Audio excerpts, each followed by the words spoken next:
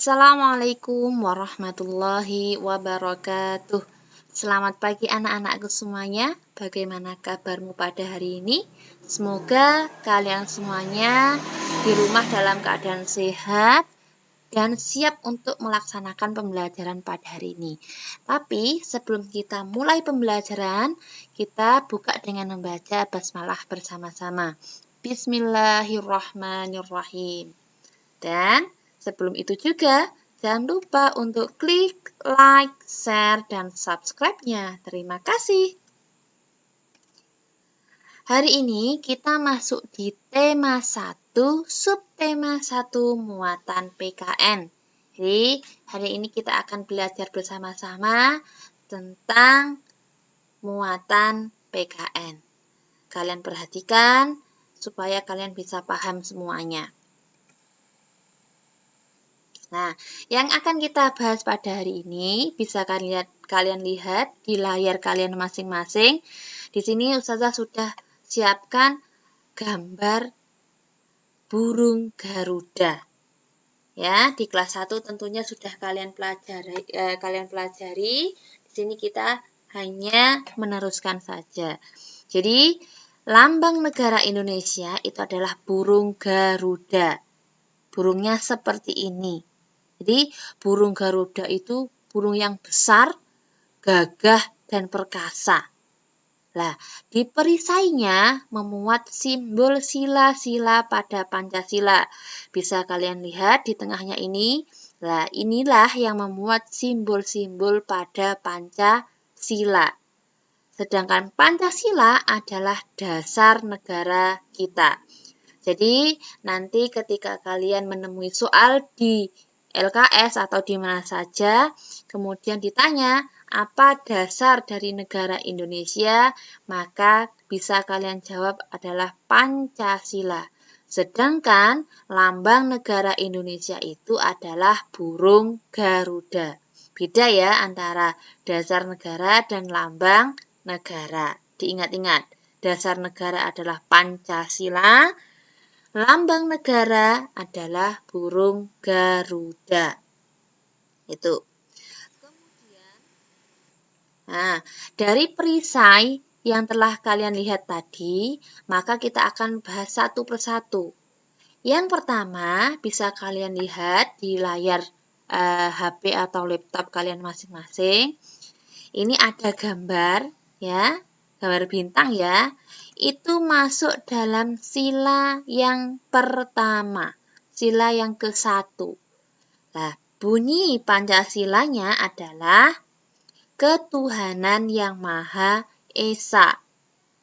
Dari sila pertama itu, yang bunyinya ketuhanan yang Maha Esa, itu dilambangkan dengan bintang. Jadi, simbol bintang ini yang kalian lihat itu adalah sila yang pertama yang bunyinya ketuhanan yang Maha Esa. Itu ya. Kemudian selanjutnya, nah, kalian lihat gambar kuning ini. Ini masuk dalam sila yang kedua. Sila yang kedua bunyinya kemanusiaan yang adil dan beradab. Ya, kemanusiaan yang adil dan beradab kemudian dilambangkan dengan rantai. Jadi, simbol rantai itu masuk di sila yang kedua yang bunyinya kemanusiaan yang adil dan beradab. Kemudian kalian lihat, di sini ada gambar pohon. Gambar pohon ini masuk di sila yang ketiga. Ayo, bagaimana bunyi sila yang ketiga? Siapa yang tahu? Bunyinya Persatuan Indonesia. Persatuan Indonesia kemudian dilambangkan dengan pohon beringin. Jadi, gambar pohon ini adalah pohon beringin. Pohon beringin itu masuk di sila yang ketiga, bunyinya Persatuan Indonesia. Selanjutnya, ini ada gambar kepala banteng. Kepala banteng itu masuk di sila yang keempat. Bunyinya, kerakyatan yang dipimpin oleh hikmat kebijaksanaan dalam permusyawaratan perwakilan. Khusus untuk sila yang keempat, bunyinya itu agak panjang, jadi perlu kalian hafalkan juga karena memang ini termasuk yang agak susah ya. Nah, itu dilambangkan dengan kepala banteng. Kepala banteng masuk dalam sila yang keempat, bunyinya kerakyatan yang dipimpin oleh hikmat kebijaksanaan dalam permusyawaratan perwakilan. Kemudian yang terakhir, di sini ada gambar padi dan kapas. Padi dan kapas itu masuk di sila yang kelima. Bagaimana bunyi sila yang kelima? Keadilan sosial bagi seluruh rakyat Indonesia.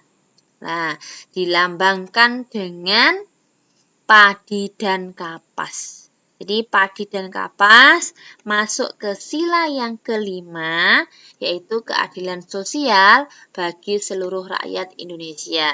Jadilah itu adalah simbol yang terdapat di perisai burung Garuda yang perlu kalian pelajari dan yang perlu kalian pahami. Seperti itu. Kemudian dari simbol-simbol itu ternyata ada namanya pengamalan.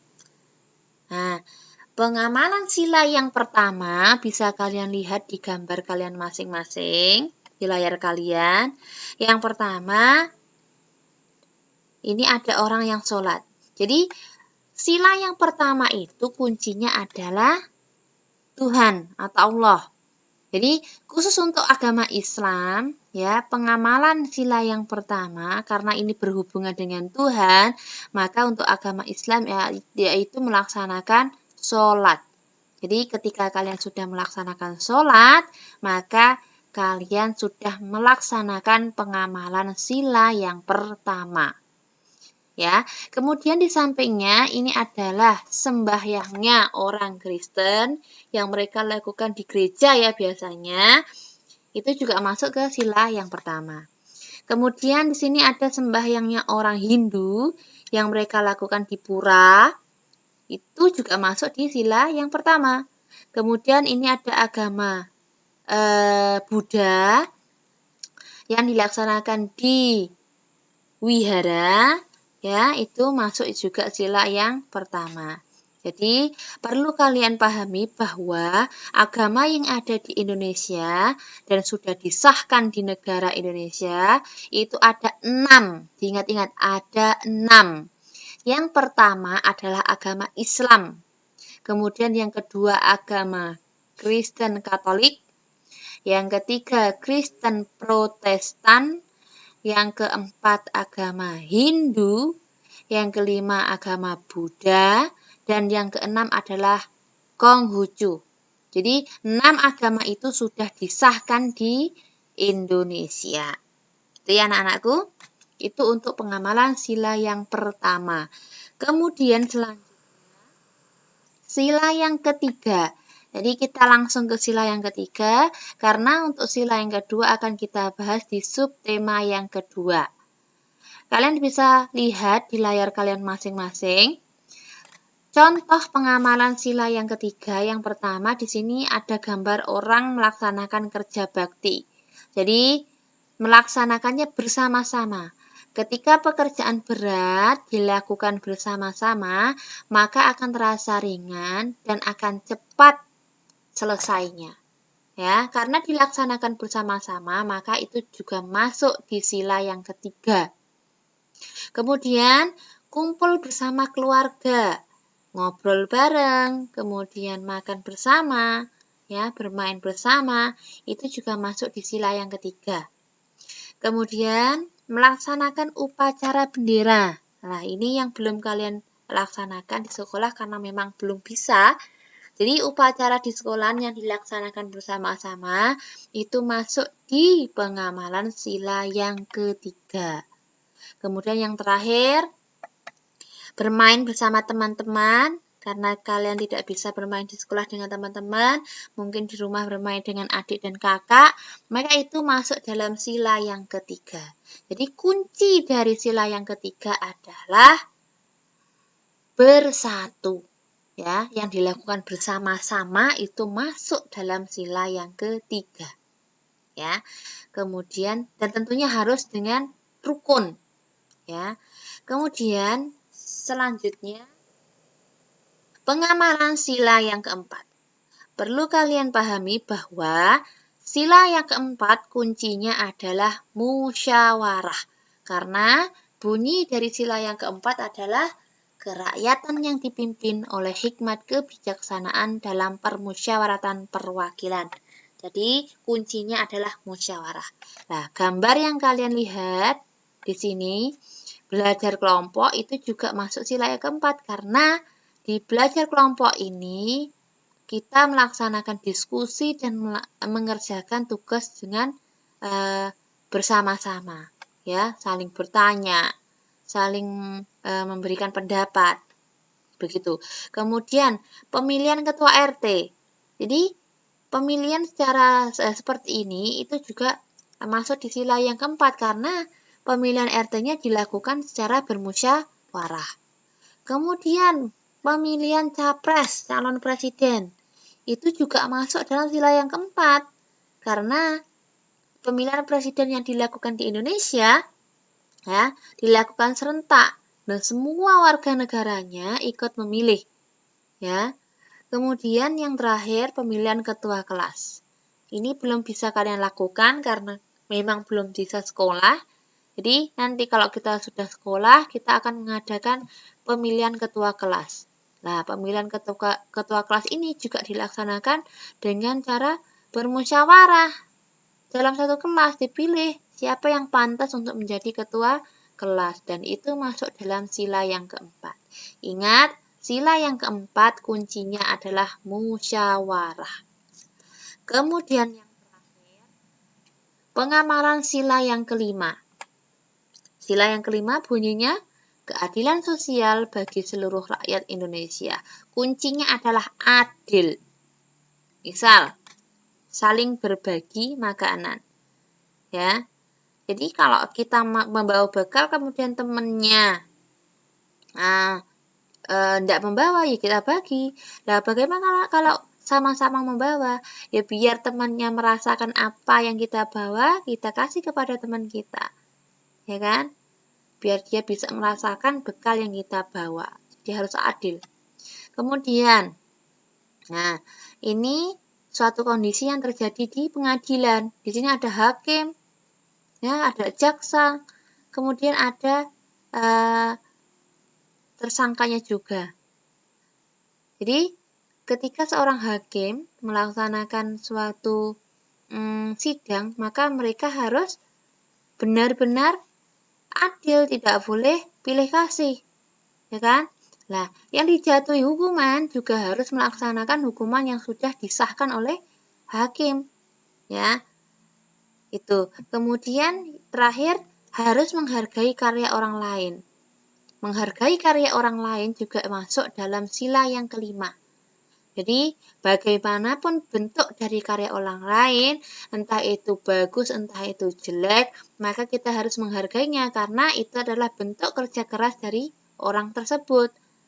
Jika memang karyanya itu dia kurang bagus, maka tidak usah kita mengolok-olok hasil dari karya orang lain tersebut. Jadi, itulah contoh-contoh dari pengamalan sila-sila Pancasila. Ya, mudah-mudahan kalian bisa memahami apa yang sudah saya sampaikan.